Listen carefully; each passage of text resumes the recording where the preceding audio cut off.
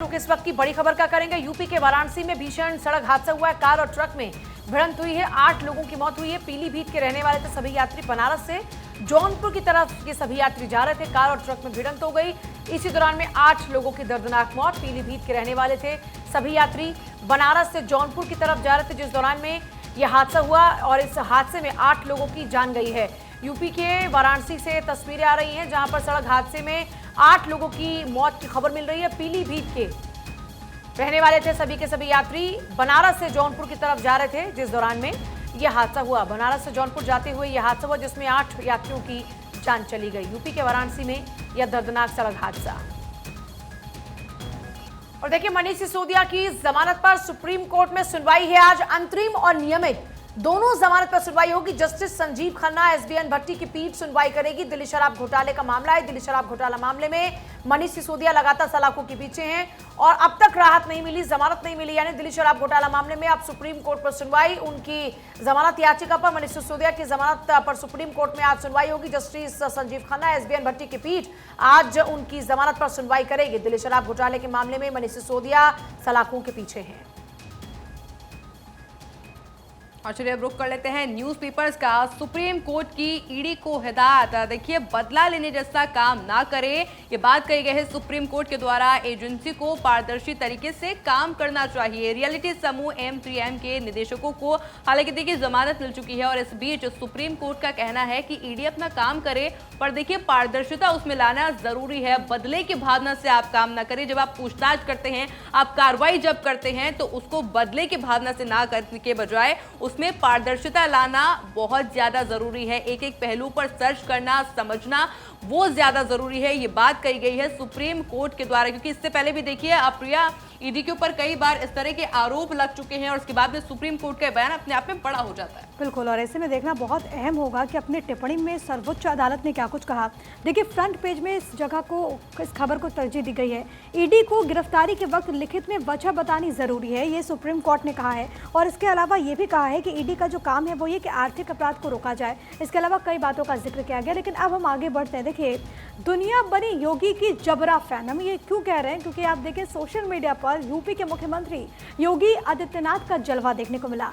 Twitter पर CM योगी के 26.2 million followers हो चुके हैं। इंस्टाग्राम की बात करें तो वहां पर सीएम योगी के 7 मिलियन फॉलोअर हैं। और बाकी के अगर हम राज्यों के सीएम को देखें तो उनके सोशल मीडिया पर कितने फॉलोअर्स हैं वो भी आप देखिए। लेकिन योगी आदित्यनाथ को ट्विटर पर 7 मिलियन लोग फॉलो करते हैं। वर्ल्ड वाइड उनकी किस तरीके से फॉलोइंग है, किस तरीके से पॉपुलैरिटी है वो आप समझ सकते हैं। अगर हम ट्विटर की बात करें तो वहां पर 26.2 मिलियन फॉलोअर्स हैं यूपी के मुख्यमंत्री योगी आदित्यनाथ के। और देखिए अब क्योंकि ट्विटर तो एक्स हो चुका है और इसी वजह से एक्स पर फॉलोअर्स उनके 26.2 मिलियन है। और ये बताता है कि किस तरीके से उन्होंने तमाम लोगों को पीछे छोड़ दिया। अखिलेश यादव के 18 मिलियन फॉलोअर्स हैं। पूजा, देखिए बिल्कुल, जब आप सीएम, पूर्व सीएम की बात कर रहे हैं तो तेजस्वी यादव के 4.9 मिलियन फॉलोअर्स हैं। तो इन सबके कंपैरिजन में अगर देखा जाए तो उत्तर प्रदेश के मुख्यमंत्री योगी आदित्यनाथ का जलवा सोशल मीडिया पे कैसे बरकरार है, इसका जिक्र इसीलिए किया जा रहा है क्योंकि 26 मिलियन से भी ज्यादा उनके एक्स पर फॉलोअर्स हैं। और देखिए आगे बढ़ेंगे, बात पीएम मोदी के मन की करेंगे। इस पर एक रिपोर्ट IIM SBI की रिपोर्ट में जानकारी दी गई है कि मन की बात से हर तबके तक सरकार की नीतियां पहुंची हैं। मुद्रा, Sukanya, Jan Dhan, direct benefit transfer योजनाओं की सर्च बढ़ी है।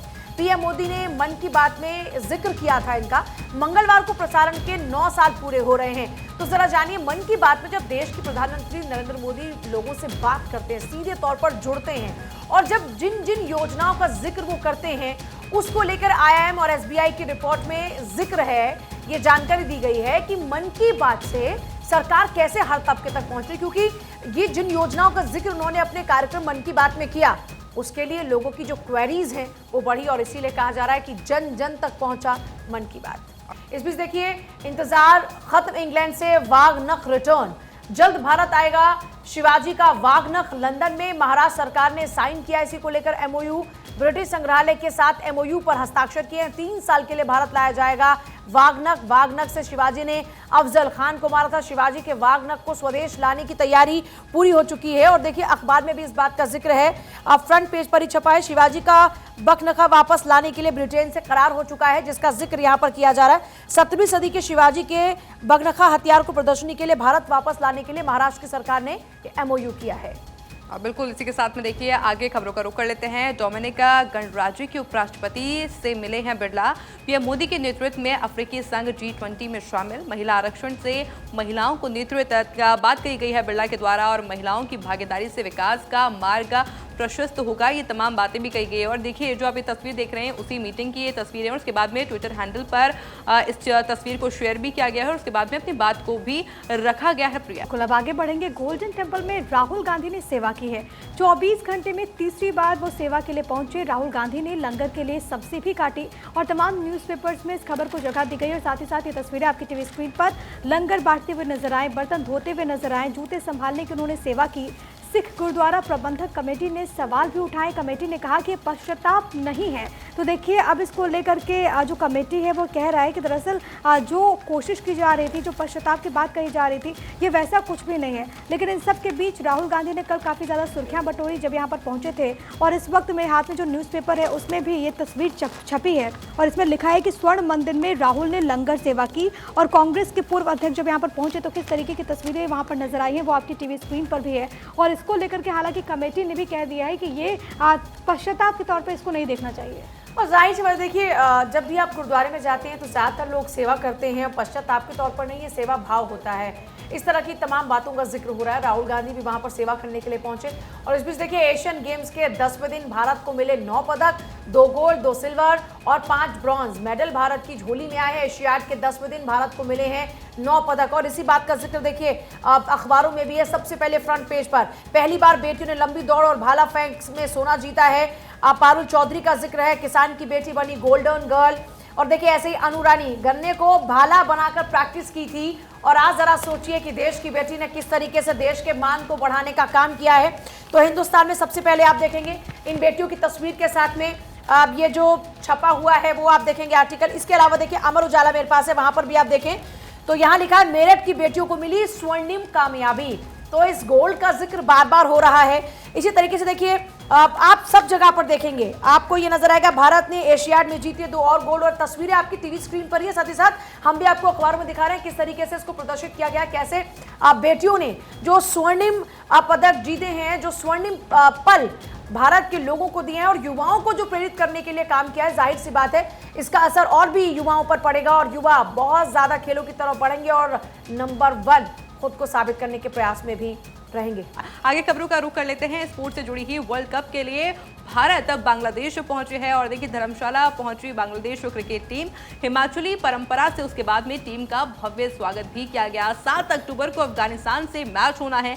ऐसे में धर्मशाला में विश्व कप के ये 5 मैच खेले जाएंगे और तस्वीरें जो आप देख रहे हैं ये उस वक्त की तस्वीरें हैं जब भारतीय टीम पहुंची थी और देखिए किस तरह से उनका स्वागत किया गया था, भव्य स्वागत किया गया था वहीं की संस्कृति के अनुसार, वहां की परंपरा के अनुसार। ऐसे में देखिए निगाहें अब टिकी हुई है 7 अक्टूबर तक, जब 7 अक्टूबर को अफगानिस्तान के साथ में मैच होगा और उसके नतीजे क्या होंगे, सभी के फैंस की निगाहें प्रिया उसी मैच पर अब बनी हुई है। बिल्कुल, और क्योंकि हम खेल जगत की बात करते हैं और एशिया कप की भी आपने बात की, एशिया गेम्स जो हो रहा है, फर्स्ट इंडिया ने बहुत अच्छे तरीके से इसको हेडलाइन दी है, फ्लरी ऑफ मेडल कंटिन्यूज। और वो तमाम तस्वीरों का जिक्र है जो कि यहाँ पर हम दिखा रहे थे। देखिए ये तस्वीर है, ये फ्लरी ऑफ इंडिया कंटिन्यूज। हमारे सहयोगी न्यूज़पेपर फर्स्ट इंडिया ने बाकायदा पूरे पेज पर वो तमाम खिलाड़ियों की तस्वीरें यहाँ पर लगाई है जिन्होंने बेहतरीन परफॉर्म किया और देश को मौका दिया एक बार फिर से गर्व की अनुभूति करने का। फिलहाल हम आगे बढ़ते हैं। फिजिक्स में नोबेल पुरस्कार का ऐलान हो चुका है।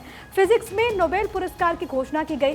पियरे एगोस्टिनी, फेरेंट क्रूज को अवार्ड मिला, एनी एल व्हिलियर को भी अवार्ड मिला है। इलेक्ट्रॉन की स्टडी के लिए इनको ये प्राइज मिला है और तमाम न्यूज़पेपर्स ने इस खबर को प्रमुखता के साथ उठाया है। और कल जैसे अनाउंसमेंट हुआ जिन्होंने बेहतरीन काम किया है, ये 3 वो चेहरे जिन्होंने योगदान के लिए उनको नोबेल पुरस्कार मिलेगा, ये अनाउंसमेंट हो चुका है।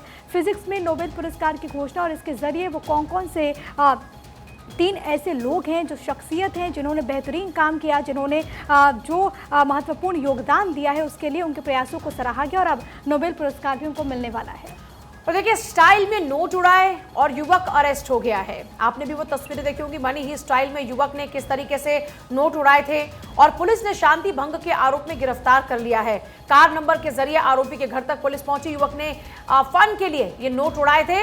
ये देखिए तस्वीर आप देख रहे हैं, ये किस तरह से मनी हिस्ट की तरह ये आता है और उसके बाद में गाड़ी पर चढ़कर नोट उड़ाना शुरू कर देता है। मनी स्टाइल में युवक ने जो पैसे उड़ाए, जो नोट उड़ाए, उसके बाद में शांति भंग करने के आरोप में उसकी गिरफ्तारी हो चुकी है। जो उसके कार का नंबर था, उसकी कार के नंबर के जरिए अब जो पुलिस थी वो उसके घर तक पहुंच गई और ये इसने फन के लिए नोट उड़ाए, लेकिन यही इसका फन इस पर भारी पड़ गया क्योंकि शांति भंग करने के आरोप उसके ऊपर लगे और उसी के तहत उसकी गिरफ्तारी भी हुई है।